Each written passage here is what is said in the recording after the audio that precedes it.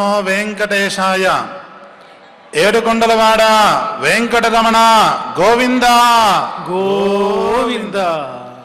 భక్తికి ఆశ్రితానామఘనాశనాయ వరాహ భూమౌ ధృత భవ్య రూపం అనాథనాథం ప్రియదాన శౌండం శ్రీనారసింహేశ్వరమాశ్రయామి అని తిరుమల శ్రీ వెంకటేశ్వర స్వామి వారిని ప్రార్థన చేసుకుంటూ, వారికి సాష్టాంగ నమస్కారాలు చేసుకుంటూ, పరమపావనమైన వారి దివ్య సాన్నిధ్యంలో మహిమాన్వితమైన శ్రీమద్భాగవత మహాగ్రంథాన్ని మనం ప్రతినిత్యం పరిశీలన చేసుకుంటూ ఉన్నాం.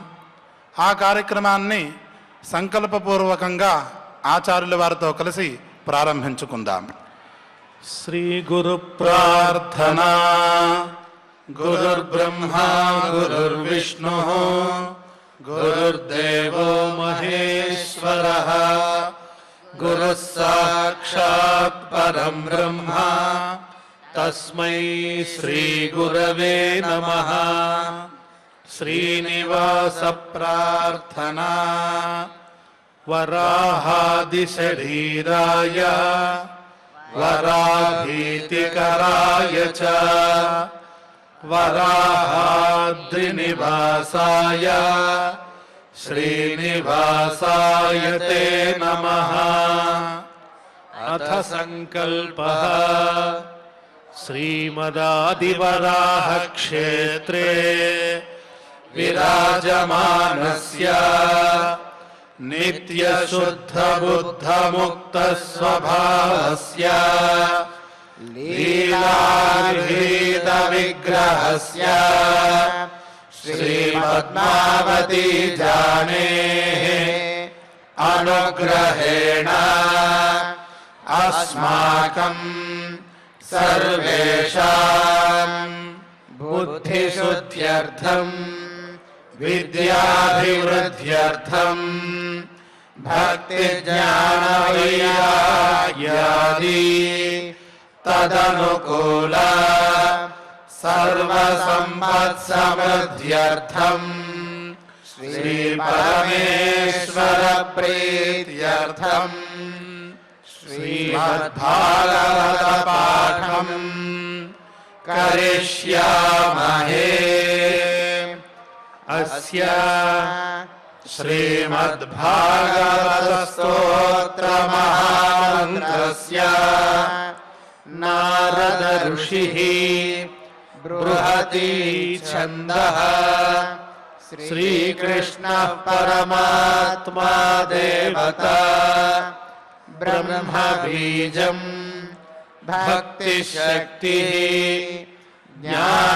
జ్ఞానవైరాగ్యే కీలకం అస్మాకం శ్రీమద్భగవత్ప్రసాద సిద్ధ్యర్థే పాఠే వినియోగః.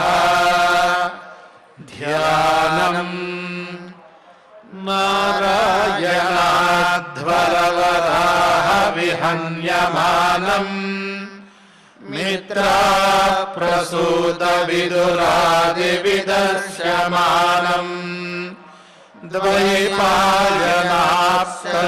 సంభృత ముఖ్య భాగం యజ్ఞాయ సంభరత భాగవతం ప్రకామం. ఓం నమో వెంకటేశాయ. ఇద్దరు వ్యక్తులు ఉన్నారు. ఒకడు ఆస్తికుడు, మరొకడు నాస్తికుడు. ఆ ఆస్తికుడు నాస్తికుడు ఇద్దరు మాట్లాడుకుంటూ ఉన్నారు, స్నేహంగా మాట్లాడుకుంటూ ఉన్నారు. వారిద్దరి మధ్య వ్యాస మహర్షి రచించినటువంటి వేదవ్యాస మహర్షి ప్రణీతం అని ప్రసిద్ధి చెందినటువంటి ఈ 18 పురాణాల గురించి, ఇక ఉపపురాణాల గురించి, ఔపపురాణాల గురించి వెరసి ఈ సంస్కృత వాంగ్మయం గురించిన ప్రస్తావన భాషణ జరుగుతోంది. పురాణాల గురించే కాక పురాణాల్లో ఘట్టాలుగా నిలిచి ఉన్నటువంటి కొన్ని అంశాల గురించి, సనత్సుజాతీయం, భగవద్గీత, రుక్మిణీ కళ్యాణం లాంటి అంశాల గురించిన ప్రస్తావన జరుగుతోంది. నాస్తికుడు అడుగుతూ ఉన్నాడు, ఆ పురాణంలో ఏముంది, ఆ పురాణంలో ఏం చెప్పారు అని ప్రశ్నలు అడుగుతూ ఉన్నాడు. ఈ ఆస్తికుడు కూడా స్నేహపూర్వకంగా విడమర్చి చెబుతూ ఉన్నాడు. ఏది చెబుతున్నా ఆయనకు ఒక విషయం చెబుతూ ఉన్నాడు, ఇక్కడ సర్వేశ్వరుడైనటువంటి పరమాత్మ గురించిన ప్రస్తావన ఉంది అని చెబుతూ ఉన్నాడు. అంతటితో ఆగకుండా ఈ ఈ పురాణాన్ని కనుక అధ్యయనం చేసినట్లయితే పుణ్యం కూడా వస్తుంది, ఫలానా ఫలితం వస్తుంది. భగవద్గీత విన్నట్లయితే ఒక్కొక్క అధ్యాయం విన్నట్లయితే ఒక్కొక్క ఫలితం వస్తుంది అని చెప్పినట్లుగా, రుక్మిణీ కళ్యాణం విన్నట్లయితే పెళ్ళవుతుంది, సనత్సుజాతీయం అనే గ్రంథం విన్నట్లయితే చతుశుద్ధి కలుగుతుంది, లేకపోతే మహాభారతం విన్నట్లయితే సర్వపాపములు పోతాయి, మత్స్యపురాణం విన్నట్లయితే వాడి యొక్క బుద్ధిశక్తి పెరుగుతుంది. ఇలాంటి ఏవైతే ఫలితాలు ఉన్నాయో ఆ ఫలితాలను కూడా అతను విడమరిచి చెబుతూ ఉన్నాడు, సహేతుకంగా కూడా చెబుతున్నాడు ఈ ఆస్తికుడు నాస్తికుడికి. నాస్తికుడు అంటున్నాడు, పండితులు గారు మీరు చాలా గొప్పగా విడమర్చి చెప్తూ ఉన్నారు, పైపెచ్చు పుణ్యం వస్తుంది అంటున్నారు, అదట్లా కుదురుతుంది? రెండవది, ఏ గ్రంథాన్ని ముట్టుకున్నా ప్రతి గ్రంథం గొప్పది అని చెప్తున్నారు, ఏ గ్రంథాన్ని ముట్టుకున్నా మిగతా గ్రంథాల కంటే ఈ గ్రంథమే గొప్పది, ఈ గ్రంథం ద్వారా అన్ని రకాల ప్రయోజనాలు సంపాదించుకోవచ్చు, అది ఐహికమైనా కావచ్చు లేకపోతే భౌతికమైనా కావచ్చు అని మీరు వర్ణన చేసి చెబుతూ ఉన్నారు. అదట్లా సాధ్యపడుతుంది అని అంటే, అలా కాదయ్యా, ప్రశ్న కాస్త జాగ్రత్తగా చెయ్యి. పరమాత్మ అనే పదార్థం సత్పదార్థం, వాస్తవమైన పదార్థం. మనం వాస్తవమైన పదార్థాన్ని కనుక చెప్పినట్లయితే తద్వారా మేలు జరుగుతుంది అని నమ్మి తీరుతాం కదా, అందుకనే నిజం మాట్లాడాలి అని అంటుంటాం కదా. పరమాత్మ సత్యమైన వాడు, ఆ సత్యమైన పదార్థాన్ని చెప్పినట్లయితే పుణ్యం వస్తుంది, కనుకనే ఆయన పుణ్యశ్రవణ కీర్తన, కాబట్టి పుణ్యం వస్తుంది అని చెప్పాను. ప్రతి పురాణంలో కూడా పరమాత్మ యొక్క తత్వము లేక పరమాత్మ యొక్క ఉపదేశాలు లేక పరమాత్మ యొక్క అవతార విశేషాలు లేక ఆయన చేసిన లీల లేక ఆయన చేసినటువంటి దుష్ట సంహారం అనేవే కనిపిస్తూ ఉంటాయి. ఇవన్నీ కూడా సత్యమైనవి కనుక అవి చెబితే పుణ్యం, వింటే పుణ్యం అని ఆయన వివరణ చేయడం ప్రారంభించాడు. నాస్తికుడు అంటూ ఉన్నాడు, నేను అడిగిన ప్రశ్న మీకు సరిగ్గా అర్థం కాలేదేమో, ఏ గ్రంథానికి ఆ గ్రంథం గొప్పది అని చెబుతున్నారు, ఇది ఎట్లా కనిపిస్తోంది అన్నట్లయితే నేను చేసిందే సంసారం అన్నట్లుగా కనిపిస్తున్నది. ఏ గ్రంథం దగ్గరికి వెళితే ఆ గ్రంథం మాత్రమే గొప్పది, మిగతావన్నీ కూడా దీనికన్నా ఒక మెట్టు కిందవే అన్నట్లుగా మీరు విరమర్చి చెప్తూ ఉన్నారు. ఇది ఎట్లా సాధ్యపడుతుంది అన్నట్లయితే ఆస్తికుడు సమాధానం చెప్తున్నాడు, నువ్వు ఓ నాస్తిక మహామేధావి, నువ్వు కాసింత ఎక్కిరించాలనే భావంలో ఉన్నావు తప్ప అసలు విషయాన్ని పట్టుకోవటం లేదు. మిగతా గ్రంథాల గురించి మనం మళ్ళీ మాట్లాడుకుందాం. శ్రీమద్ భాగవతం అనే ఒక గ్రంథం ఉంది కదా, దాని గురించిన ప్రస్తావన ప్రస్తుతానికి చేసుకుందాం. శ్రీమద్ భాగవత గ్రంథంలో ఏముంది అన్నట్లయితే దీంట్లో నిందాక చెప్పుకున్నట్లుగా పరమాత్మ యొక్క అవతారాలు, ఆ అవతారాలో ఆయన చేసినటువంటి లీలలు, ఆయన చేసినటువంటి ఉపదేశాలు లేక ఆయనను గురించిన పక్కవాళ్ళు చేసినటువంటి ఉపదేశాలు వెరిసి పరమాత్మ యొక్క స్వరూప ప్రకథనం ఇదే కనిపిస్తూ ఉంటుంది. ఇవన్నీ కూడా మిగతా గ్రంథాల్లో లేవా అన్నట్లయితే ఖచ్చితంగానే ఉంది. వరాహ పురాణం అనే గ్రంథంలో వరాహ స్వామి యొక్క అవతార విశేషం ఖచ్చితంగా చెప్పబడి ఉంది. నరసింహ పురాణం తీసుకున్నట్లయితే అక్కడ నరసింహావతార కథనం ఉంది. అలాగే కపిల ఉపదేశం అనే అంశం తీసుకున్నట్లయితే అది మనకి మత్స్య పురాణంలో కనిపిస్తుంది. కృష్ణావతార ఘట్టం అన్నట్లయితే అది మార్కండేయ పురాణంలో కూడా కనిపిస్తూ ఉంటుంది. ప్రతి పురాణంలోనూ కూడా ఇవే విషయాలు చెబుతారు, కొత్తగా విషయాలు ఏమీ ఉండవు. చెప్పిన విషయాన్నే ఈ మళ్ళీ భాగవత గ్రంథంలో వేదవ్యాస మహర్షి పొందుపరిచాడు అన్నట్లయితే చెప్పిందే మళ్ళీ చెప్పాడు, చర్విత చర్వణం పునరుక్తి అనే దోషాలు కలుగుతాయి కదా అన్ను అడగచ్చు. చెప్పినవాడు వేదవ్యాస మహర్షి, ఆయన తక్కువవాడు కాదు. చెప్పాడు అన్నట్లయితే అక్కడ ఉన్నదానికంటే దీంట్లో విశేషంగా ఉంది అనే విషయాన్ని మనం కాసింత సావధానంగా అధ్యయనం చేయాలి. చేస్తే ఏ గ్రంథం ముట్టుకుంటే ఆ గ్రంథానికే ప్రాశస్త్యం అని మనం ఏదైతే అనుకున్నామో అది సబబుగానే కనిపిస్తుంది. స్తరములు అంటారు, జ్ఞాని యొక్క స్థాయిని నిర్ణయిస్తూ ఉంటాయి. ఒక గ్రంథంలో పరమాత్మ యొక్క తత్వం ఒక మోస్తరుగా చెప్తారు, ఈ గ్రంథంలో ఆ గ్రంథాల్లో చెప్పిన దానికంటే విశేషాలను కాసింత పై స్థాయిలో చెబుతూ ఉంటారు. కాబట్టే మిగతా గ్రంథాల్లో చెప్పిన విషయాలు ఈ గ్రంథంలో ఉన్నప్పటికీ కూడా ఈ గ్రంథం ఆ గ్రంథం కన్నా పెద్దది అని మనం అనుకోవచ్చు. వాస్తవానికి ఒక గ్రంథానికి కంపారిజన్ చేయకూడదు. కేవలం ప్రవృత్తి కోసం, ఎలాగైతే ఫల ప్రయోజనం అనుద్దిశ్య నమందోపి ప్రవర్తతే అంటారుగా, ఫలితం లేనిదే ఏ లాభం లేనిదే ఎవడు ఏ పని చేయడు అంటారు కదా. ఏదో లాభం లాంటిది చూపిస్తే కాసింత గ్రంథం చదువుతారేమోనని ప్రయత్నంతో ఆ మాట చెప్పారు. ఒకవేళ ప్రయత్నిస్తే ఆ ఫలితాలు లభ్యమవుతాయి.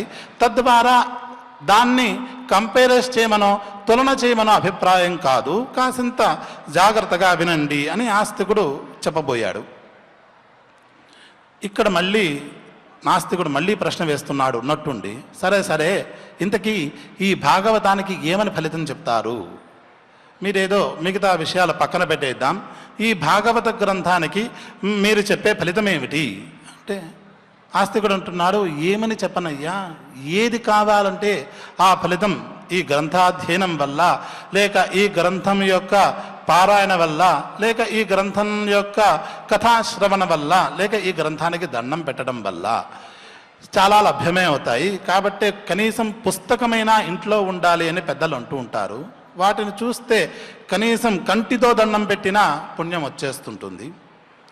ఏమని చెప్పను, చివరికి పరమ పురుషార్థమైన మోక్షం కూడా ఈ గ్రంథం ద్వారా లభిస్తుంది అని అన్నాడు ఆస్తికుడు. వెంటనే నాస్తికుడు కాసింత ఎక్కిరింపుగా నవ్వి, మోక్షం కూడా వచ్చేస్తుందా అండి? ఇంతకీ మోక్షం అంటే ఏమిటి? మరణమా, చనిపోవటమేనా మోక్షం అంటే? ఒకవేళ చనిపోవటమే మోక్షం అన్నట్లయితే ప్రతివాడు నేను బతకాలి అనే ఉబలాట పడుతూ ఉంటాడు. ఎవరు చనిపోవాలని కోరుకోరు. తాను చనిపోతాను అని తెలిస్తే 10 మందిని చంపైనా సరే తాను బతుకుతాడు. దానికి లౌక్యం అనే ముద్దు పేరేదో పెట్టుకుంటాడు. విరిసి నేను చనిపోతాను అని తెలిసి ఎవడు ఏ ప్రయత్నం చేయడు కదా, కరెంట్లో ఎవడు వేలు పెట్టడు కదా. నేను చనిపోతాను అంటే మోక్షం అంటే చనిపోవటం అనే అభిప్రాయంతో కనుక ఉన్నట్లయితే అటువంటి చనిపోవటం అనే మోక్షం కోసం ఎవరు కూడా ఈ భాగవత గ్రంథాన్ని ముట్టుకోరు కదా. మరి మోక్షం, మరి ఈ భాగవతం వల్ల మోక్షం వస్తుంది అనే మాటకు అర్థం ఏమిటి? అలా కాదు. మోక్షం అంటే ఇంతవరకు మీరు చెప్పినట్లుగా జన్మరాహిత్యం అని అనుకున్నట్లయితే, సాధారణంగా చనిపోయినవాడు మళ్ళీ పుడతాడు, పుట్టినవాడు మళ్ళీ చస్తాడు. చనిపోయినవాడు పుడతాడు, పుట్టినవాడు చస్తాడు. ఇది చక్రభ్రమణం. జాతస్య హి ధ్రువో మృత్యు ధ్రువం జన్మ మృతస్య చ. మరి మోక్షం అంటే ఏమిటి అన్నట్లయితే, మధ్యలో ఉండేటువంటి ఈ మృత్యువుని దాటడం, అమృత స్థితిని పొందడం, లేకపోతే అపమృత్యువుని పొందడం అనేది, ఆ మృత్యువుని దాటాలి. ఒకవేళ ఈ గ్రంథాన్ని ఇంతకుముందు ఎవరైనా అధ్యయనం చేశారా అంటే చదివారా, లేకపోతే ప్రవచనం చేశారా, విన్నారా? ఒకవేళ మీరు చెప్పినట్లుగా ఎవరైనా చేసి ఉన్నట్లయితే, అధ్యయనం లేక పరిశీలన చేసినట్లయితే వాళ్ళందరూ కూడా మృత్యువును దాటి ఉండాలి.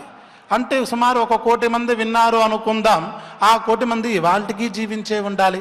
మన లెక్క ప్రకారం మరణాన్ని దాటి ఉండాలి కదా. వాళ్ళందరూ బతికే ఉన్నారా? బతికి కూడా లేరు కదా. మోక్షం అనే పదానికి మరణం అని అనుకుంటే ఎవరూ ముట్టుకోరు.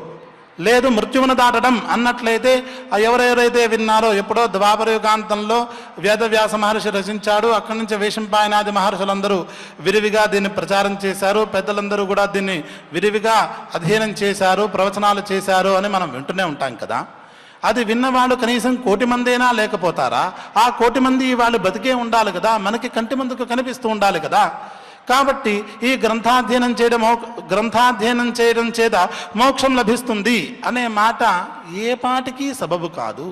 మరి భాగవతం చదవడం వల్ల ముక్తి లభిస్తుంది, దీనికి మించిన గ్రంథం లేదు అనే మాట ఎంతవరకు సత్యం అని నాస్తికుడు తాను లాజికల్గా చాలా మంచి ప్రశ్న వేశానని అడిగాడు.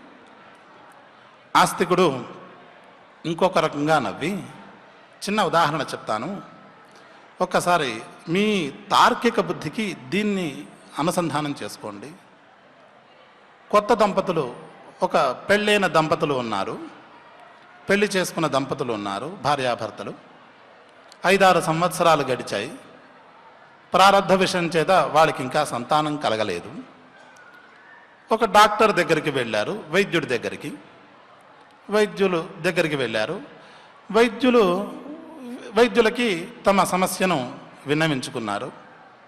వైద్యులు యథావకాశం ఇద్దరితోనూ విడివిడిగా మాట్లాడాడు, మళ్ళీ కలిపి వాళ్ళతో మాట్లాడి మీకున్న సమస్య చాలా చిన్న సమస్య, చిన్న మేజర్ లేకపోతే మైనర్, ఏదో చిన్నపాటి సమస్య, ఆ చిన్న సమస్యకు చిన్న మందులు ఇస్తాను, మీరు ప్రధానంగా స్నేహంగా ఉండండి, పరస్పరం అనురక్తితో ఉండండి.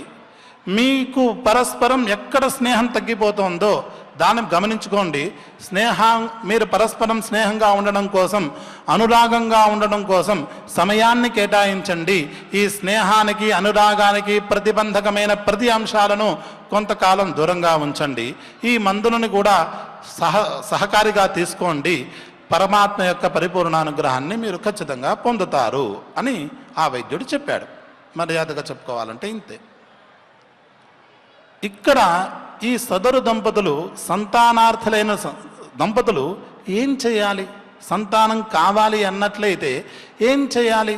కేవలం మందులు వేసుకుంటే ఆ మందుల వల్ల పిల్లలు పుట్టేస్తారా? పుట్టరు.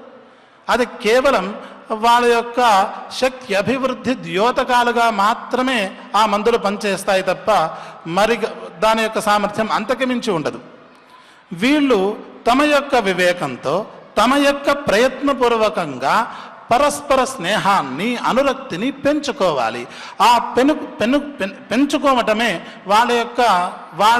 వాళ్లకు సంతానోత్పత్తికి కారణమవుతుంది. అంతే తప్ప మందులు కావు. మందులు సహకారి మాత్రమే. కాపురం చేస్తేనే పిల్లలు పుడతారు, మందులు వేసుకుంటే కాదు కదా. కనుక ఇక్కడ కూడా సాధకుడు సాధన చేస్తేనే తప్ప మోక్షం అపమృత్యుని పొందుతాడయ్యా. కేవలం వినటం అనేది లైక్ టాబ్లెట్ లాంటిది మాత్రమే, వైద్యుడు ఇచ్చే మందు లాంటిది. అది కేవలం శక్తి ద్యోతకం. ఎవరైతే పరమాత్మను తెలుసుకోవాలి అని ఉబలాట పడుతున్నాడో అతనికి పరమాత్మ యొక్క స్వరూపాన్ని తెలియజేయడానికి, శక్తిని అభివృద్ధి పెంచడానికి మాత్రమే ఈ గ్రంథాలు ఉపయోగపడతాయి. అత్యతిష్ఠదశాంగులం అని వేదం చెబుతోంది కదా పురుష సూక్తంలో. మనం ఎంత తెలుసుకున్నామో దానికి 10 రెట్లు ఆయన అత్యతిష్ఠత దాటి ఉన్నాడు. ఆ పరమాత్మ యొక్క తత్వం అది ఎవరు కూడా అది ఎవరు చెప్పలేనటువంటిది, అనుభవం మాత్ర వేద్యం అది. ఆ విధంగా ఇక్కడ ఈ భగవద్గీత ఈ భాగవతం మోక్షానికి కారణం అంటే ఎలాగైతే మందు, వైద్యుడిచ్చిన మందు సంతానానికి కారణమో ఆ విధంగానే అర్థం చేసుకోవాలి. నీకు ఎంత చెప్పినా, ఓ నాస్తిక శిఖామణి, నీకెంత చెప్పినా ఒక విషయం అర్థం కావటం లేదు. పరమాత్మను తెలుసుకోవడం, మోక్షం తెలుసుకోవడం, మోక్షాన్ని పొందడం అంటే ఏమిటి అని అడిగినట్లయితే దానికి ఒక కథ చెప్తాను. నిందాకే ఒక మాట అనుకున్నాం. భాగవతంలో కథలు వేరే పురాణాల్లో చెప్పి ఉన్న కథలే మళ్ళీ చెబుతున్నాడు అన్నట్లయితే దానికి ఉండే సాంకేతికార్థం మరొకటి ఉంది అని మనం గమనించాలి. సావధానంగానే అధ్యయనం చేయాలి. అది చేస్తేనే భాగవతం అర్థమైనట్లు. అంతే తప్ప పైపైన పొడి కథలు చెప్పడం వేదవ్యాస మహర్షి యొక్క అంతర్యం కాదు. అది చెప్పాలి అన్నట్లయితే భాగవత గ్రంథం మీద శ్రద్ధ ఉండాలి. ఓ నాస్తిక శిఖామణి, నువ్వు కాసింత ఎక్కిరింపుగా ఉన్నావు కాబట్టి స్పష్టంగా తెలియజేసేటువంటి ఘట్టమే భాగవతంలో ఉండే ఘట్టమే నీకు నేను చెప్తాను. తద్వారా ఈ భాగవతం అనే గ్రంథం మోక్ష కారణమా కాదా అని నువ్వే అర్థం చేసుకుంటావు. ఈ భాగవత గ్రంథంలోనే, ఈ భాగవత మహాగ్రంథంలోనే పరమాత్మ యొక్క అవతారాల వివరణ కనిపిస్తున్నది. ఆ అవతారాలలో వృషభావతారం అనే పరమాత్మ యొక్క ఒక అవతారం ఉంది. పరమాత్మ యొక్క 21 అవతారాలలో వృషభుడు అనే పేరుతో ఆయన అవతరించాడు. ఆ వృషభుడి యొక్క కొడుకే భరత చక్రవర్తి. అతని ద్వారానే ఈ ప్రాంతానికి భరత వర్షమని పేరు వచ్చింది. అతను అంత గొప్పవాడు. ఈ వృషభుడే తర్వాత వృషభావధూతగా మారి చాలా వేదాంతోపదేశాలను పై గ్రంథాల్లో ఉపదేశం చేశాడు. దాని ముందుకు ఆయన అవతారానికి ముందు జరిగినటువంటి ఘట్టం నీకు చెప్తాను. ఓ నాస్తిక శిఖామణి, కాసింత సావధానంగా విను. ఈ ఆస్తికుడు మళ్ళీ చెప్పడం ప్రారంభిస్తున్నాడు. వెనకటికి నాభి చక్రవర్తి అనే ఒక మహారాజు గారు ఉండేవాడు. చక్రవర్తి అంటే మహారాజు కన్నా పైవాడు. సమస్త భూమండలానికి ఆయన నాయకుడు. ఆయన చాలా నిష్కామంగా రాజ్య పరిపాలన చేసేవాడు, ధర్మబద్ధంగా పరిపాలన చేసేవాడు. ఆయనకి నిద్రలో కూడా అధర్మం జరిగేది కాదు. అంత ధర్మనిష్టతో ఉండేవాడు. నిరంతరం అనుష్ఠానం మీద ఉండేవాడు. పరిపాలన అనేది ధర్మబద్ధంగానే ఉండేది. కాబట్టే ఆయన చుట్టూతా పెద్ద పెద్ద మహర్షులందరూ గుమిగూడుతూ ఉండేవారు. ఆయనతో స్నేహం చేయడానికి ఉబలాట పడుతూ ఉండేవాళ్ళు. దేవతలు రోజు వచ్చి కబుర్లు చెప్పి వెళుతూ ఉండేవాళ్ళు. అంతటి మహా అనుష్ఠాత, అంతటి ధర్మ పరిపాలకుడు, ధర్మస్వరూపుడు ఆ నాభి చక్రవర్తి. ఆయనకి ఎంతకాలానికి సత్సంతానం కలగలేదు. చాలా బాధపడుతూ ఉండేవాళ్ళు. వాళ్ళ భార్యాభర్తలు ఇద్దరు కూడా చాలా బాధపడుతూ ఉండేవారు. చుట్టూతా మహర్షులు ఉండేవాళ్ళు. వాళ్ళతో నిరంతరం ధర్మోపన్యాసమే చేస్తూ ఉండేవాడు. ధర్మ సంభాషణలే చేస్తూ ఉండేవాడు. చుట్టూతా దేవతలు వచ్చేవాళ్ళు. వాళ్ళని లోకక్షేమం కోసం ప్రార్థన చేసేవాడు తప్ప రోజు ఇంటికొచ్చి దేవతలు మాట్లాడుతున్నా సరే నాకు సంతానం లేదు అని వాళ్ళ దేవతల దగ్గర కానీ మహర్షుల దగ్గర కానీ ఏనాడు ఆయన వ్యంగ్యంగా కూడా మాట్లాడలేదు. ఎందుకు అనుకున్నాడంటే సంతానం అనేది నాది, నా స్వార్థం. నేను కనుక నా కొరకు సంతానం అని అభ్యర్థించినట్లయితే ఇది స్వార్థమవుతుంది. స్వార్థం అనేది మనిషి శరీరంలో ప్రవేశించినట్లయితే అతని పతనానికి అది ప్రధాన కారణమవుతుంది. దాని యొక్క విరాట్ రూపం పరమాత్మ యొక్క విరాట్ రూపం కన్నా పెట్టరేగిపోతుంది. మనుషుడి యొక్క ఉన్నతి జరగదు అని ఆయన హెచ్చరిక మనసుకి తాను సంభాళించుకుంటూ ఏనాడు కూడా సంతానం కోసం పక్క వాళ్ళని అభ్యర్థించేవాడు కాదు. కేవలం పరమాత్మను మాత్రమే ప్రార్థన చేసేవాడు, సంతానం ఇవ్వవయ్యా అని. చాలా చుట్టూతా మహర్షులు ఉండేవారు, దేవతలు ఉండేవాళ్ళు. వాళ్ళందరూ కూడా మంచివాళ్ళు కదా, సత్పురుషులు కదా. పైపెచ్చు ఈ మహర్షిని, ఈ రాజుని, నాభి చక్రవర్తిని స్నేహితుల్లాగా ట్రీట్ చేస్తున్నారు కదా. వాళ్ళు ఒకరోజు బాధపడ్డారు. అరే, మా ఫ్రెండ్ అయినటువంటి నాభి చక్రవర్తికి సత్సంతానం లేదు, ఇతనికి ఏదో విధంగా సత్సంతానం కలిగేట్లుగా చేయాలి అని ఆలోచన చేసి ఎందుకంటే ఏం చేస్తే బాగుంటుంది అన్నట్లయితే వాళ్ళందరూ నిర్ణయించారు, అన్నిటికన్నా ఉత్తమమైనది యజ్ఞమే కనుక యజ్ఞం ద్వారా కనుక విష్ణువుని ఆరాధన చేసినట్లయితే తీరని కోరిక ఉండదు. కాబట్టి ఈ నాభి చక్రవర్తి ద్వారా విష్ణుమూర్తి ప్రధానమైనటువంటి పుత్రకామేష్టి యజ్ఞాన్ని మనం నిర్వర్తింపచేస్తాం. తద్వారా ఆయనకు సంతానం కలుగుతుంది అని ఈ దేవతలు మహర్షులు అందరూ సత్సంకల్పం చేసుకుని నాభి చక్రవర్తి దగ్గరికి వెళ్ళి ఈ మాట చెప్పారు. నాభి చక్రవర్తి ఈ పురుష సూక్త మంత్రాలతో మనకి పుత్రకామేష్టి అని మహాయజ్ఞం ఉంది. తద్వారా విరాట్ రూపుడైనటువంటి విష్ణుమూర్తిని కనుక ఆరాధన చేసినట్లయితే ఖచ్చితంగా నీకు సత్సంతానం కలుగుతుంది. కాబట్టి నువ్వు తక్షణమే పుత్రకామేష్టి యాగం చేయవలసింది అని ప్రతిపాదన చేశారు. వెంటనే ఈ నాభి చక్రవర్తి చాలా సిగ్గుపడిపోయాడు. స్వామి, దేవతల్లారా, మహర్షుల్లారా, నన్ను క్షమించండి. మీరు ఏ పని చేయమంటే ఆ పని చేస్తాను, లోకక్షేమం కోసం లేక పరమాత్మ ప్రీతి కోసం ఏ పని చేయమన్నా నేను చేస్తాను. నాకు సంతానం అన్నట్లయితే అది నాకు మమత్వ భావన లోపంలో ప్రవేశించేస్తుంది. తద్వారా నాకు అభ్యున్నతి సర్వాత్మన నాశనమైపోతుంది. పరమాత్మ దృష్టిలో నేను చాలా చిన్నవాడిగా చేతులు కట్టుకుని నుంచవలసిన స్థాయిలో దిగజారిపోతాను. కాబట్టి నాకు ఇది సబబుగా అనిపించడం లేదు, మరో రకంగా అనుకోకండి అని చాలా వినయంగానే వాళ్ళకి ఎదురు చెప్పాడు. వాళ్లకు ఇతని యొక్క హృదయంలో ఉండేటువంటి ఆంతర్యం బాగా నచ్చింది. ఎక్కడ లోపల స్వార్థం ప్రవేశిస్తుందో, అహంత్వభావనో లేక మమత్వభావనో ప్రవేశిస్తుందో, ఎక్కడ పరమాత్మకు నేను దూరమైపోతానో అనే భయపడుతూ ఉన్నాడు.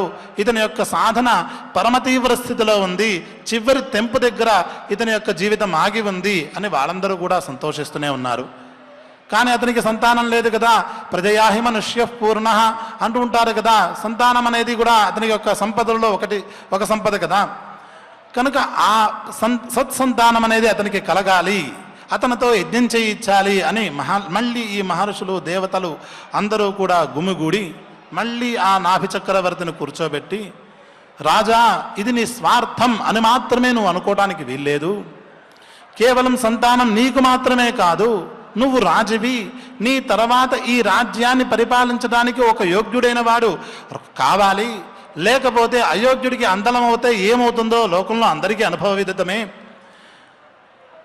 కనుక యోగ్యుడైన సంతానాన్ని నువ్వు సంపాదించాలి, ఇది కూడా లోకక్షేమంలో భాగమే. కాబట్టి నువ్వు పుత్రకామేష్టి యజ్ఞాన్ని నిర్వర్తించవలసిందే. స్వామి కార్యం స్వకార్యం రెండూ కూడా కలిసి వస్తుంది.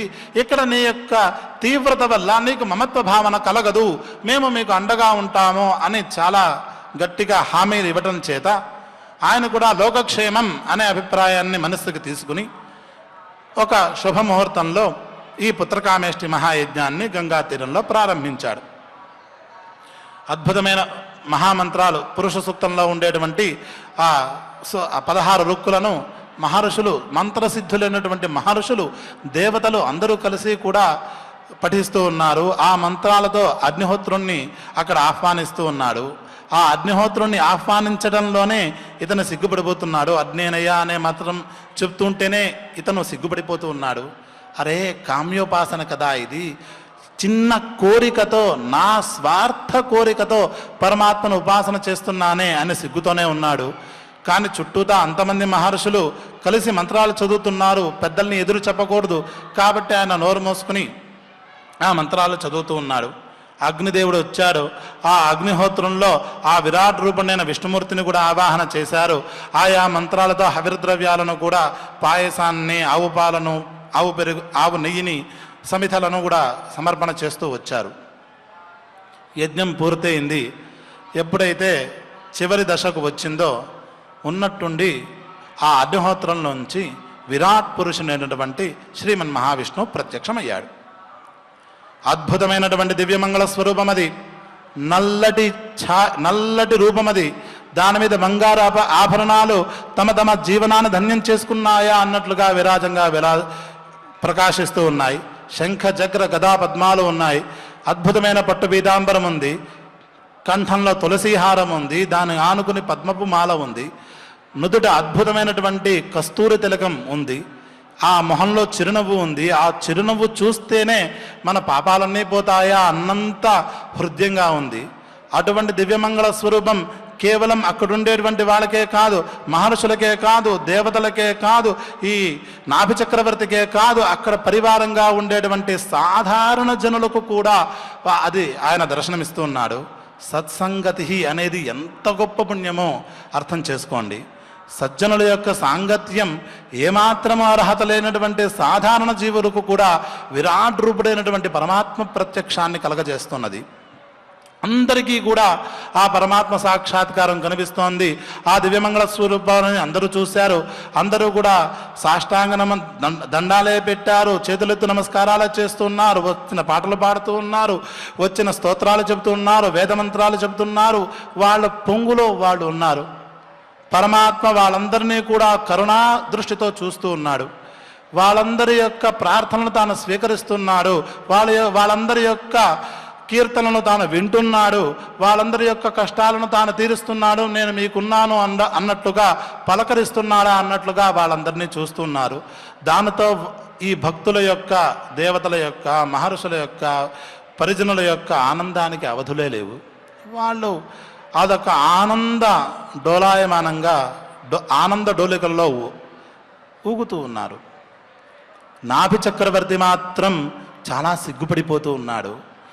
ఏదో చేయరాని నేరం చేసిన వాళ్ళలాగా తలకాయ వంచుకొని ఉన్నాడు. ఇంకేమిటి, ఒక మరణశిక్ష పడిన వాడు తన మరణశిక్ష రద్దు చేయమని ఏ విధంగా ప్రాధేయపడతాడో ఆ విధంగా చేతులు కట్టుకుని నుంచుని ఉన్నాడు. వెనక్కి జరిగి వెళ్ళిపోతూ ఉన్నాడు. అందరూ కూడా విష్ణుమూర్తిని చూసి దగ్గరికి వెళ్ళి ఆయన పాదాలను స్పృశించాలనే ప్రయత్నం చేస్తూ ఉన్నారు. ఆయన దగ్గర ఉండాలనే ప్రయత్నం చేస్తూ ఉన్నారు. ఇతను నాభి చక్రవర్తి మాత్రం మెల్లిమెల్లిగా ఒకరి వెనకాల ఒక తనను తాను దాచుకుంటూ వెనక్కి వచ్చేస్తున్నాడు. పరమాత్మ అందరి హృదయాలను తొంగి చూస్తూ ఉన్నాడు. అలాగే ఈ నాభి చక్రవర్తిని చూస్తున్నాడు. అతని హృదయంలో కూడా తొంగి చూస్తూ ఉన్నాడు. అతని హృదయంలో అతను సిగ్గుపడిపోతూ ఉన్నాడు. పరమాత్మ, నిన్ను నేను సకామంతో ఉపాసన చేశాను, కోరికతో ఉపాసన చేశాను, నువ్వు ఇంత దయ చూపిస్తున్నావా? దీనికంటే నాకు మరణమే మేలు. నేను అధముణ్ణి, నేను యోగ్యుణ్ణి కాను, అసమర్థుణ్ణి అన్న తాను నిందించుకుంటూ నా యందు దయ చూపించావా అని ప్రార్థనలు కూడా చేస్తూ ఉన్నాడు. సరే, సర్వేశ్వరుడు, ఆయన మహానాటకైశ్వరుడు, ఆయన చిద్విలాసంగా శ్రీమన్ మహావిష్ణువు నవ్వుతూ దేవతల్ని, మహర్షుల్ని, ఈ వెనక్కి వెళుతున్న నిమి చక్రవర్తిని చూసి, ఇంతకీ నన్ను ఎందుకు పిలిచారు అని ఏమీ తెలియని వాళ్ళలాగా అడిగాడు. నా కోసం మీరెందుకు యజ్ఞం చేశారు? ఈ యజ్ఞంలో నన్ను మీరెందుకు పిలిచారు అని అడిగాడు. అడిగి, సరే మీకేం కోరిక కావాలో నన్ను కోరుకోండి, ప్రసాదిస్తాను అని అభయవ్రత ముద్రను కూడా అనుగ్రహించాడు. ఈ మాట విని అక్కడుండే వాళ్ళ మొహాల్లో చిరునవ్వులు వికసించాయి. కానీ ఈ నాభి చక్రవర్తికి మాత్రం తన కంఠం మీద గట్టిగా కత్తి వేసి ఎవరో కొడుతున్నారా, ఇక క్షణంలో నాకు శిరచ్ఛేదన జరిగిపోతుందా అన్నంత భయం, కంగారు హృదయంలో ఒక్కసారిగా పెళ్ళుబొక్కాయి. చాలా సిగ్గుతో ఇంకా భూమిలోకి కుంగిపోతున్నారా అన్నట్లుగా అతని శరీరం మారిపోయింది. ఇంతలోనే దగ్గరగా ఉండే ఒక మహర్షి గారే ఆ నాభి చక్రవర్తి యొక్క చెయ్యిని పట్టుకుని కాసింత ముందుకు లాక్కు వచ్చి పరమాత్మకు చూపిస్తూ, పరమాత్మ, దేవదేవ, నీకు తెలియందేముంది, నువ్వు సర్వజ్ఞుడివి. ఈ నాభి చక్రవర్తికి యోగ్యమైన సంతానం లేదు కనుక నువ్వు దయ చూపించి ఇతనికి సంతానాన్ని అనుగ్రహించవలసింది అని అడిగాడు. పరమాత్మ ఒక చిరునవ్వు నవ్వి, సాధారణ ప్రజలే నన్ను ఆశ్రయిస్తే, నన్ను గోవిందా అని ఒక్కసారిగా పిలిస్తే వాళ్ళ కోరికలు తీర్చేస్తాను. మీరందరూ మహర్షులు, దేవతలు, మీరందరూ మంత్రసిద్ధులు కలిగిన వాళ్ళు, నిరంతరం సత్వగుణపూర్ణమైన హృదయం కలిగిన వాళ్ళు, పైపెచ్చు మంత్రములతో మీరు నన్ను ఉపాసన చేస్తున్నారు. మీ కోరికను నేను కాదంటానా? ఖచ్చితంగా ఇతనికి సంతానం కలుగుతుంది అని అన్నాడు. ఇవన్నీ కూడా మిగతా వాళ్ళకి ఆనందం వేస్తున్నా ఈ నాభి చక్రవర్తికి మాత్రం చాలా దుఃఖంగా మారిపోతున్నది. ఆయన తన హృదయంలో చాలా విషాదంగా ఉన్నాడు. అప్పుడు భక్తవత్సలుడైన ఈ శ్రీమన్నారాయణుడే కాసింత ఆ నాభి చక్రవర్తికి దగ్గరికి వెళ్ళి తానే అతన్ని స్పృశించి కాసింత నిమురుతూ, నాభి చక్రవర్తి, నువ్వు భయపడకు. ఇంతవరకు నువ్వు నన్ను నిష్కామంగానే ఉపాసన చేశావు. ఏ కోరిక లేకుండా, నీకంటూ ఏ కోరిక లేకుండా నీ కర్తవ్యం అనే భావనతో నన్ను ఉపాసన చేశావు. నిష్కామ కర్మోపాసన చేశావు. అంటే భక్తితో నన్ను ఆశ్రయించావు. భక్తి అనే పదానికి అవ్యాజ ప్రేమ అనే అర్థం మనకి తెలిసిందే కదా. పరమాత్మపై మనకి ప్రీతి ఉంది. ఆ పరమాత్మను మనం ఎందుకు ఉపాసిస్తాం? ఏదో పని కావాలని, ఏదో డబ్బు కావాలని ఆ మహాలక్ష్మి అమ్మవారిని ఉపాసన చేస్తాం. శత్రువులు పోవాలని మరో దేవతను ఉపాసిస్తాం. వాళ్ళేదో వశమవ్వాలని మరో దేవతను ఉపాసన చేస్తాం. ఉద్దేశ్యపూర్వకంగా, ఫలితపూర్వకంగా ఆ పరమాత్మపై ప్రీతిని సంపాదించుకుని ఆ దేవతను ఉపాసిస్తాం. ఫలితం తీరినా తీరకపోయినా కొంతకాలం తర్వాత ఆ విగ్రహాన్ని పక్కన పడేస్తాం. మన కోరికలు తక్కువ కాదు కదా, వరుస చాలా పెద్దది కదా. కోరికలు ఉండకూడదని పక్కవాడికి మాత్రమే చెప్తాం. ఇక్కడ నువ్వు నిరంతరం సర్వేశ్వరుడైన సర్వమూల కారణమైన పదార్థాన్నే నిరంతరం ఉపాసన చేస్తూ ఉన్నావు. నీ వంటి వాడికి ఎటువంటి సంతానాన్ని నేను అనుగ్రహించాలి? 3 స్తరాలు సాధారణమైన భక్తులకే సంతానాన్ని అనుగ్రహించాను. మహర్షులు మంత్రసిద్ధులు కలిగినటువంటి దేవతలు సత్వపూర్ణులైనటువంటి వాళ్ళు మంత్రపూర్వకంగా ప్రార్థిస్తే దానికన్నా సమన్నతమైనది ఇవ్వాలి. అందున నిష్కామ కర్మోపాసనతో ఇంకేమీ మోక్షానికి చిన్న దూరంలో ఉండేటువంటి నీలాంటి వాడు ప్రార్థిస్తే నేను ఎటువంటి ఫలితాన్ని ఇవ్వాలి? ఉంటే ఉన్న దాంట్లో ఉత్తమోత్తమైన దాన్నే ఇవ్వాలి. ఉత్తమం అంటే ఏమిటి? అన్నిటికన్నా గొప్పది ఏముంది అన్నట్లయితే నేనే. నాలాంటిది ఇవ్వనా అన్నట్లయితే నాలాంటిదనే పదార్థం లేదయ్యా, ఉన్నది నేనే. అహమే వాసమేకోగ్రే. శ్రీమద్ భాగవత మహాగ్రంథం మొత్తం ఈ వాక్యం నుంచే కూడా కదా పుట్టింది. ఈ మాటకు అర్థం కోసమే కదా ఇంత మహాగ్రంథం పుట్టింది. అహమే వాసమేకోగ్రే, అహమేవ ఆసం. నేనే ఉన్నాను, నేనే ఉంటున్నాను, నేనే ఉండబోతున్నాను. మత్తః పరతరం నాణ్యత్ కించిదస్తి. ఆ భావన నువ్వు ఇంతవరకు ఎరిగి ఏ విధమైన కోరిక లేకుండా నన్ను ఉపాసన చేశావు కనుక నేనే నీకు కొడుకుగా పుడతాను అని ఆయన వరమిచ్చాడు. ఆ వరమిచ్చి నీకు ఇంకా ఉత్తమ స్థితి కలుగుతుంది అని నాభి చక్రవర్తిని సముదాయించి, నువ్వేమి సకామోపాసన చేయలేదు, ఇది కూడా నిష్కామోపాసనే. నిష్కామోపాసన చేశావు కనుక నేనే నీకు ఫలితంగా వస్తున్నాను ఆయన అనుగ్రహించాడు. దాంతో ఆ నాభి చక్రవర్తి సాంత్వన పడ్డాడు. మిగతా మహర్షుల యొక్క అనుగ్రహంతో వాళ్ళ యొక్క సహకృతితో పరమాత్మ యొక్క పరిపూర్ణ అనుగ్రహాన్ని పొందాడు. ఈ కథ వేరే. ఇక్కడ అతని కుమారుడుగా వృషభ చక్రవర్తిగా శ్రీమన్నారాయణమూర్తి అవతరించాడు.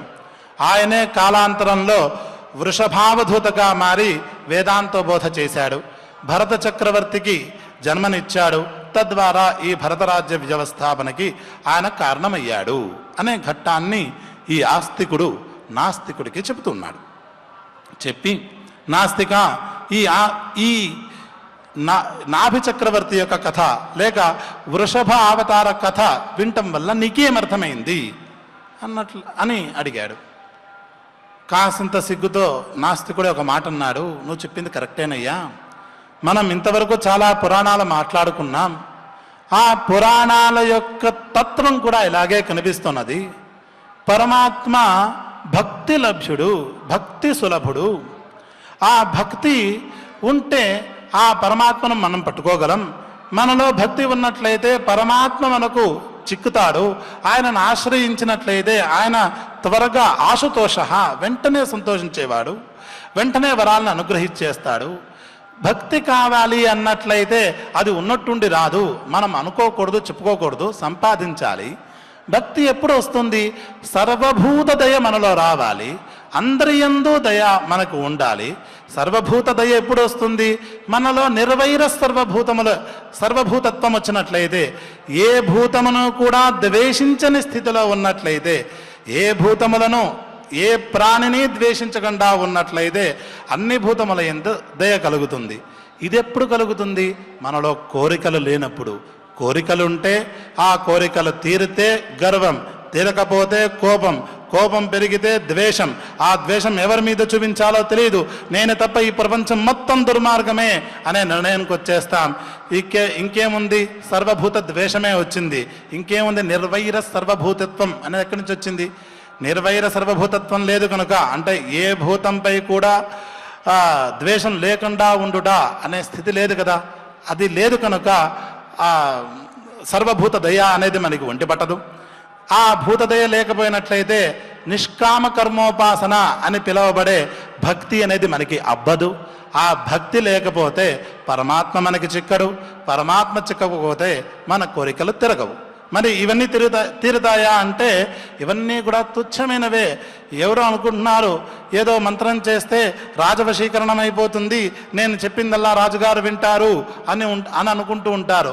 అది కొంతకాలమే, 5 ఏళ్ళో 10 ఏళ్ళో పోతే చేసిన దానికి పుణ్యం ఎంతుందో దానికి రెట్టింపు పాపం ఉంది కదా. ఈ పాప పుణ్యాలు అనుభవించడానికి వీడు మళ్ళీ జన్మనెత్తాల్సిందే కదా. అదేమవుతుంది?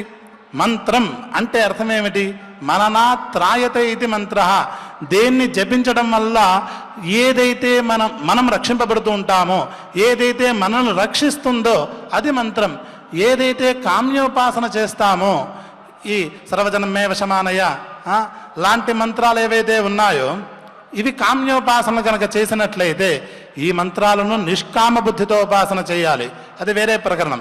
ఇది కనుక సకామోపాసన చేసినట్లయితే ఇవి పాపపుణ్యములనే కలగజేస్తున్నాయి, పుణ్యాన్ని కలగజేసి తద్వారా సుఖాన్ని కలగజేస్తున్నాయి.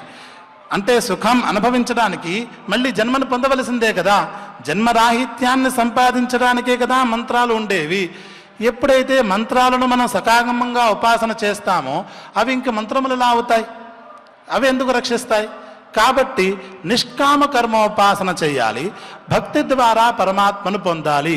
ఇలా పొందినట్లయితే ఆ పరమాత్మ యొక్క పరిపూర్ణానుగ్రహాన్ని మనం పొందగలిగిన వాళ్ళమవుతాము అని ఈ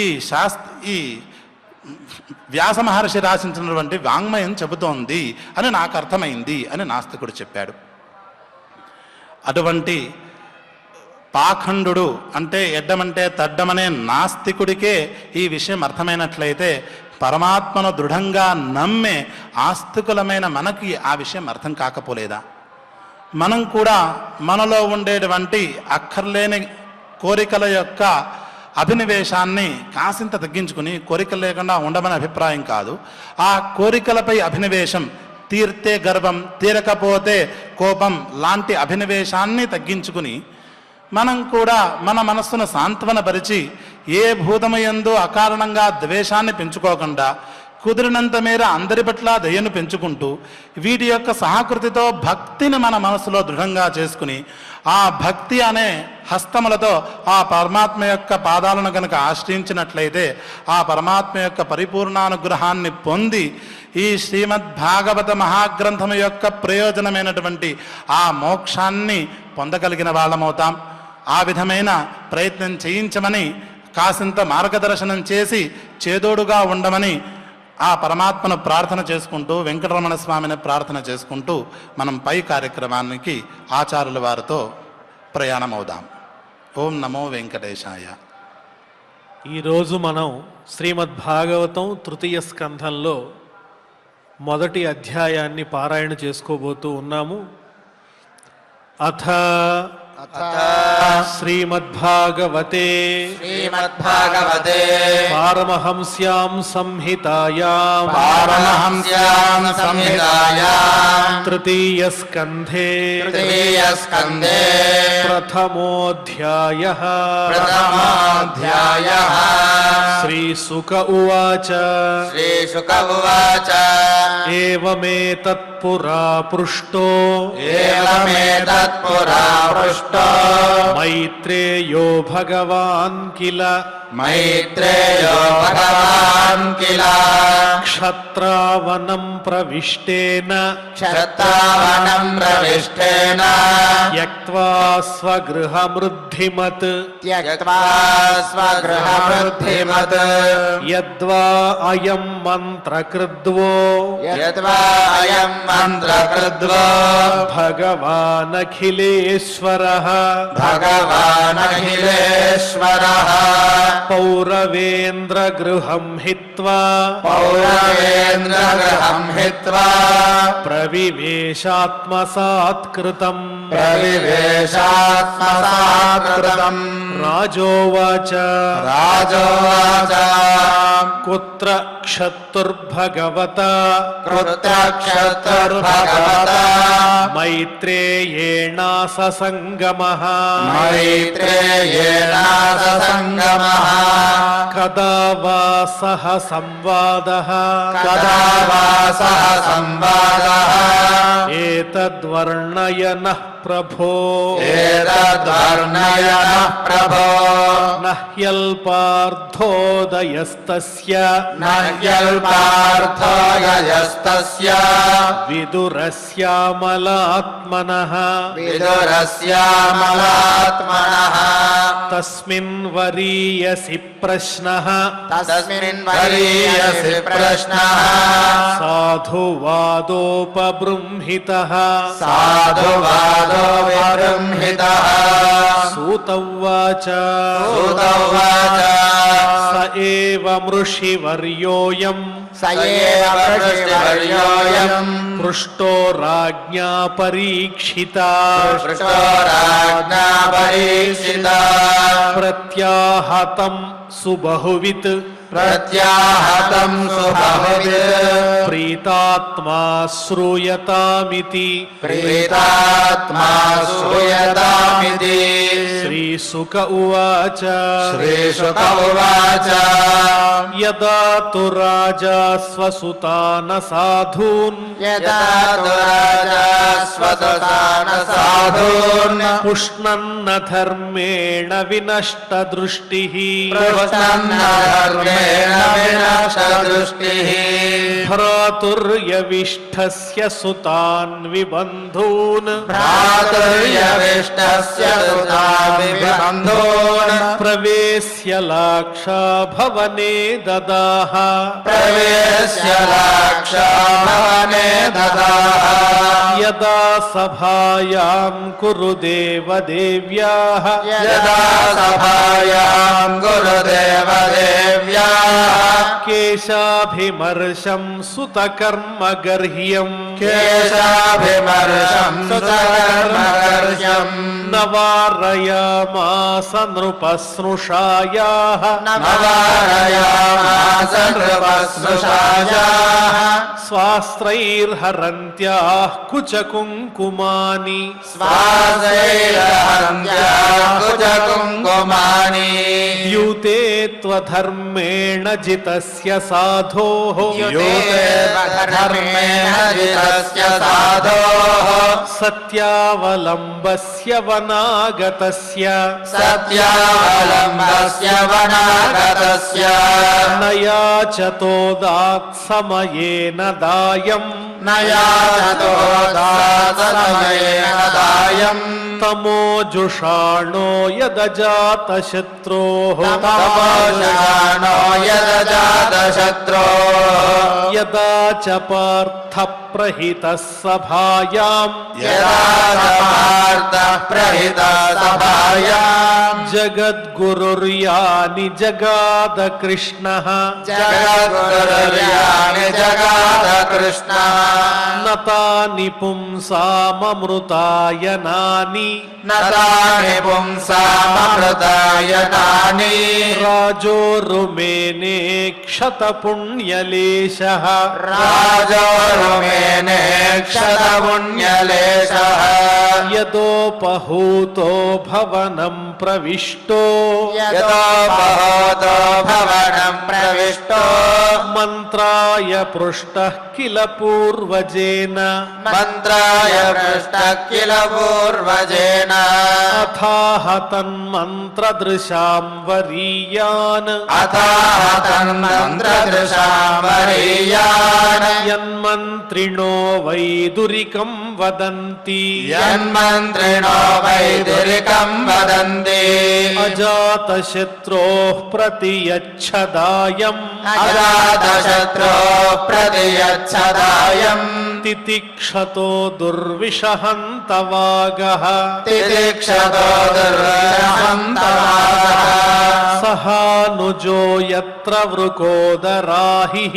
सहानुजो यत्र वृकोदराहिः श्वसन् रुषा यत्त्वमलं बिभेषि श्वसन् रुषा यत्र मलं बिभेषि वार्धांस्तु देवो भगवान् मुकुन्दो पार्थांस्तु देवो भगवान् मुकुन्दो गृहीतवान् सक्षिति देवदेवः गृहीतवान् सक्षिति देवदेवः आस्ते स्वपुर्यां यदु देवदेवो आस्ते सुपुर्यां यदु देवदेवो विनिर्जिताशेषनृदेवदेवः विनिर्जिताशेषनृदेवदेवः स एष दोषः पुरुषद्विडास्ते सवेश दोष पुरुषद्विजासे गृहान् प्रविष्टो यमपत्यमत्या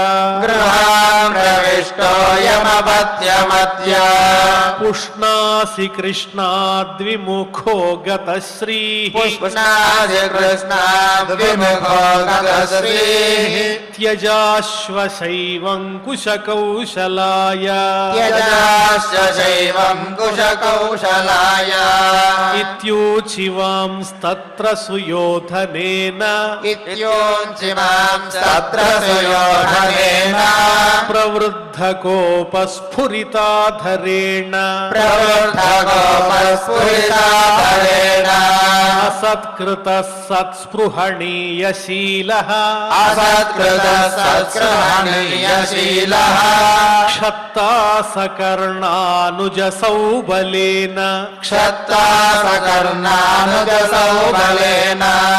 कएन मत्रोपजुहावजिह्मम् करेण मत्रो बहुभावजिह्वम् दास्यासुतं यद्बलिनैव पुष्टः दास्यासुतं यद्बलिनैव पुष्टः तस्मिन् प्रतीपः परकृत्य आस्ते तस्मिन् प्रतीपः परकृत्य आस्ते निर्वास्यतामाशु पुराच्छ्वसानः निर्वास्यतामाशु पुराच्छ्वसानः स इत्थमत्युल्बणकर्णबाणैः स इत्थमत्युल्ललकर्णबाणैः भ्रातुः पुरो मर्मसुताडितोऽपि भ्रातुर्पुरो मर्मसुताडितोऽपि स्वयं धनुर्द्वारि निधाय मायाम् स्वयं धनुर्वारि निधाय मायाम् गतव्यथो यादुरुमानयानः गतव्यथो यादुर्माययानः स निर्गतः कौरवपुण्यलब्धो स निर्गतः कौरवपुण्यलब्धो गजाह्वया तीर्थपदः पदानि गजाह्वया तीर्थपदः पदानि अन्वाक्रमत्पुण्यचिकीर्षयोर्व्याम् अन्वाक्रमत्पुण्यचिकीर्षयोर्व्याम् स्वधिष्ठितो यानि सहस्रमूर्तिः स्वधिष्ठितो यानि सहस्रमूर्तिः पुरेषु पुण्योपवनाद्रिकुञ्जेषु पुरेषु पुण्योपवनादिकुञ्जेषु अपङ्कतो येषु सरित्सरस्सु अपङ्कतो येषु सरित्सरस्सु अनन्तलिङ्गैः समलङ्कृतेषु अनन्तलिङ्गैः समलङ्कृतेषु चचारतीर्थायतनेष्वनन्यः चचारतीर्थायतनेष्वनन्यः गाम्पर्यटन्मेध्यविविक्तवृत्तिः गामपर्यटन्मेध्यविविक्तवृत्तिः सदा प्लुतोऽधशयनोऽवधूतः सदा प्लुतोऽधशयनोऽवधूतः अलक्षितस्वैरवधूतवेषो अलक्षितस्वैरवधूतवेषो व्रतानि चेरे हरितोषणानि व्रतानि चेदे हरितोषणानि इत्थं व्रजन् भारतमेव वर्षम् इत्थं व्रजन् भारतमेव वर्षम् कालेन यावद्गतवान् प्रभासम् कालेन यावत् प्रभवान् प्रभासम् तावच्छशासक्षितिमेकचक्राम् तावच्छशासक्षितिमेकचक्राम् एकातपत्रामजितेन पार्थः एकातपत्रामजितेन पार्थः తత్రాథ శుశ్రావ సుహృద్వినష్టిం తత్రావశుశ్రావసుహృద్వినిష్టం వనం యథా వేణుజవహ్ని సంశ్రయం వనం యథా వేణుజవహ్ని సంశ్రయం సంస్పర్ధయా దగ్ధమథానుశోచన్ సంస్పర్ధయా దగ్ధమథానుశోచన్ సరస్వతీం ప్రత్యగియాయ తూష్ణీం సరస్వతీం ప్రత్యగియాయ తూష్ణీం తస్యాం త్రితస్యోశనసో మనోశ్చ తస్యాం త్రిదస్యోషనసో మనోశ్చ పృథోరథాగ్నేరసితస్య వాయోః పృథోరథాగ్నేరసితస్య వాయోః తీర్థం సుదాసస్య గవాంగుహస్య తీర్థం సుదాసస్య గవాంగుహస్య యచ్ఛ్రాద్ధదేవస్య స ఆశిషేవే యచ్ఛ్రార్థదేవస్య స ఆశిషేవే అన్యాని చేహద్విజదేవదేవైః అన్యాని చేహద్విజదేవదేవైః కృతాని నానాయతనాని విష్ణోః కృతాని నానాయతనాని విష్ణో ప్రత్యంగముఖ్యాంకితమందిరాణి ప్రత్యంగముఖ్యాంకితమందిరాణి యద్దర్శనాత్ కృష్ణమనుస్మరంతి యద్దర్శనాత్ కృష్ణమనుస్మరంతి తతస్త్వతివ్రజ్య సురాష్ట్రమృద్ధం తదస్రతివ్రజ్య సురాష్ట్రవృద్ధం సౌవీరమత్స్యాన్ కురుజాంగలాంశ్చ సౌవీరమస్యాన్ కురుజాంగలాంశ్చ కాలేన తావద్యమునాముపేత్య కాలేన తావద్యమునాముపేత్య తత్రోద్ధవం భాగవతం దదర్శ తత్రోద్ధవం భాగవతం దదర్శ స వాసుదేవానుచరం ప్రశాంతం సవాసుదేవానుచరం ప్రశాంతం బృహస్పతేః ప్రాక్తనయం ప్రతీతం బృహస్పతే ప్రాక్తనయం ప్రతీతం ఆలింగ్యగాఢం ప్రణయేన భద్రం ఆలింగ్యగాఢం ప్రణయేన భద్రం స్వానామ పృచ్ఛద్భగవత్ ప్రజానాం స్వానామృచ్చద్భగవత్ ప్రజానాం కచ్చిత్ పురాణౌ పురుషౌ స్వనాభ్య కశ్చిత్ పురాణో పురుషో స్వనాభ్య ఆత్మానువృత్యేహ కిలావతీర్ణౌ పద్మానువృత్యేహ కిలావతీర్ణౌ ఆసాత ఉర్వ్యాః కుశలం విధాయ ఆసాదౌర్యాః కుశలం విధాయ కృతక్షణౌ కుశలం శూరగేః కృతక్షణౌ కుశలం శూరగేః కచ్చిత్ కురుణాం పరమః సుహృన్నో కశ్చిత్ కురుణాం పరమః సుహృన్నో భామస్స ఆస్తే సుఖమంగశౌరిః భామసాస్తే సుమంగశౌరిః యో వై స్వశ్రూణాం పితృవద్దదాతి యో వై స్వసూనాం పితృవద్దదాతి వరాన్ వదాన్యో వరతర్పణేన వరాన్ వరాన్యో వరతర్పణేన కచ్చిద్వరూథాధిపతిర్యదూనాం కశ్చిద్వరూథాధిపతిర్యదూనాం ప్రద్యుమ్న ఆస్తే సుఖమంగవీరః ప్రద్యుమ్నాస్తే సుఖమంగవీరః యం రుక్మిణీ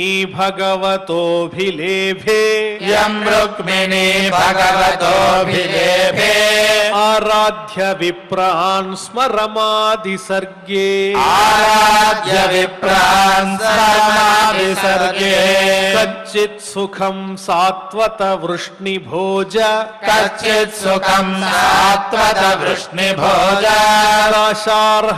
దాశార్హకాణామధిపः స ఆస్తే దాశార్హకాణామధిపः స ఆస్తే యమభ్యషించచ్చతపత్రనేత్రో యమభ్యషించచ్చతపత్రనేత్రో నృపాసనాశాం పరిహృత్య దూరాత్ నృపాసనాశాం పరిహృత్య దూరాత్ కచ్చిద్ధరే సౌమ్య సుతః సదృక్షః కచ్చిద్ధరే సౌమ్య సుతః సదృక్షః ఆస్తే గ్రణీరథినాం సాధు సాంబః ఆస్తే గ్రణీరథినాం సాధు సాంబః అసూతయం జాంబవతీ వ్రతాఢ్యా అసూతయం జాంబవతి వ్రతాఢ్యా దేవం గుహంయోంబికయా ధృతోగ్రే దేవం గుహం యోంబికయా ధృతోగ్రే క్షేమం సకచ్చిద్యుయుధాన ఆస్తే క్షేమం సకచ్చిద్యుయుధాన ఆస్తే యః ఫాల్గుణాల్లబ్ధధనురహస్యః యః ఫాల్గుణాల్లబ్ధధనురహస్యః లేభేంజసాధోక్షజ సేవయైవ లేభేంజసాధోక్షజ సేవయైవ గతిం తదీయాం యతిభిర్దురాపాం గతిం తదీయాం యతిభిర్దురాపాం కచ్చిద్బుధస్వస్త్యన మీవ ఆస్తే కచ్చిద్బుధస్వస్త్యనమివ ఆస్తే స్వఫల్కపుత్రో భగవత్ ప్రపన్నః స్వఫల్కపుత్రో భగవన్ ప్రపన్నః యః కృష్ణపాదాంకిత మార్గపాంసుషు యః కృష్ణపాదాంకిత మార్గపాంసుషు అచేష్టత ప్రేమ విభిన్న ధైర్యః అచేష్టత ప్రేమ విభిన్న ధైర్యః కచ్చిచ్చివం దేవక భోజపుత్ర్యాః కచ్చిచ్చివం దేవక భోజపుత్ర్యాః విష్ణు ప్రజాయా ఇవ దేవమాతుః విష్ణు ప్రజాయా ఇవ దేవమాతుః యా వై స్వగర్భేణ దధార దేవం యా వై స్వగర్భేణ దధార దేవం త్రయీ యథా యజ్ఞవితానమర్థం త్రయీ యథా యజ్ఞవిధానమర్థం అపి స్విదాస్తే భగవాన్ సుఖం వో అభిస్విదాస్తే భగవాన్ సుఖం వో యస్సాత్వతాం కామదుఘో నిరుద్ధః యస్సాత్వతాం కామదుఘో నిరుద్ధః యమామనంతి స్మః శబ్దయోనిం యమామనంతి స్మః శబ్దయోనిం మనోమయం సత్వతురీయతత్వం మనోమయం సత్వతురీయతత్వం అపి స్విదన్యే చ నిజాత్మదైవం అభిస్విదన్యే చ నిజాత్మదైవం అనన్యవృత్యా సమనువ్రతాయే అనన్యవృత్యా సమనువ్రతాయే హృదీక సత్యాత్మజచారుదేష్ణ హృదీక సత్యాత్మజ చారుదేష్ణ గదాదయ స్వస్తి చరంతి సౌమ్య గదాదయ స్వస్తి చరంతి సౌమ్య అపి స్వదోర్భ్యాం విజయాచ్యుతాభ్యాం అభిస్వదోర్భ్యాం విజయాచ్యుతాభ్యాం ధర్మేణ ధర్మః పరిపాతి సేతుం ధర్మేణ ధర్మః పరిపాతి సేతుం దుర్యోధనో తప్యత యత్సభాయాం దుర్యోధనో తప్యతయ సభాయాం సామ్రాజ్యలక్ష్మ్యా విజయానువృత్యా సామ్రాజ్యలక్ష్మ్యా విజయానువృత్యా కిం వా కృతాఘేష్వఘమత్యమర్షి కిం వా కృతాఘేష్వఘమత్యమర్షి భీమో హి వద్దీర్ఘతమం యముంచత్ భీమో హి వద్దీర్ఘతమం యముంచత్ యస్యాంఘ్రిపాతం రణభూర్ణసేః యస్యాంఘ్రిపాతం రణభూర్ణసేః మార్గం గదాయాశ్చరతో విచిత్రం మార్గం గదాయాశ్చరతో విచిత్రం కశ్చిత్ కశ్చిద్ యశోధారథయూథపానాం కశ్చిద్యోధారథయోధపానాం గాండీవధన్వోపరతారిరాస్తే గాండీవధన్వోపరతారిరాస్తే అలక్షితో యచ్చరకూటగూఢో అలక్షితో యశరకూటగూఢో మాయాకిరాతో గిరిశస్తుతోష మాయాగిరాతో గిరిదస్తుదోష యమావుతస్విత్తనయౌ పృథాయాః యమామృతస్విత్తనయో వృధాయాః పార్థైర్వృతౌ పక్ష్మభిరక్షిణీవ పార్థైర్వృతో పక్ష్మభిరక్షిణీవ ప్రేమాత ఉద్దాయ మృధేస్వరిక్తం ప్రేమాదముదాయ హృదేస్వరిక్తం పరాత్సుపర్ణావివ వజ్రివక్త్రాత్ పరాత్సువర్ణావివ వజ్రివక్త్రాత్ అహో పృథాపి ధ్రియతేర్భకార్థే అహో వృథా విధ్రియతేర్భకార్థే రాజర్షివర్యేణ వినాపితేన రాజర్షివర్యేణ వినాపితేన యస్త్వేకవీరోధిరథో విజిగ్యే యస్త్వేకవీరోధిరథో విజిగ్రే ధనుర్ద్వితీయః కకుభశ్చ తస్రః ధనుర్విధీయః కకుభశ్చ తస్రః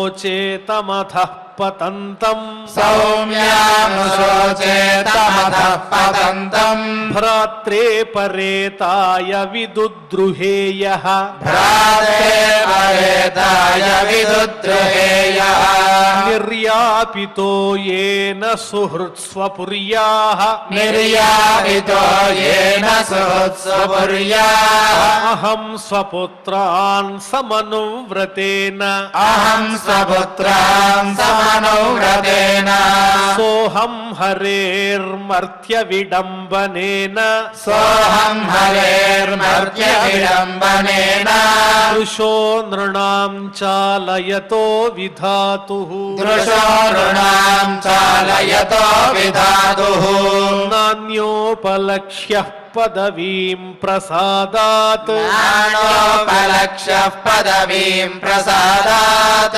చరామి పశ్యన్ గత విస్మయోత్ర చరామి పశ్యన్ గత విస్మయోత్ర నూనం నృపాణాం త్రిమదోత్పథానాం నూనం నృపాణాం త్రిపదోత్పథానాం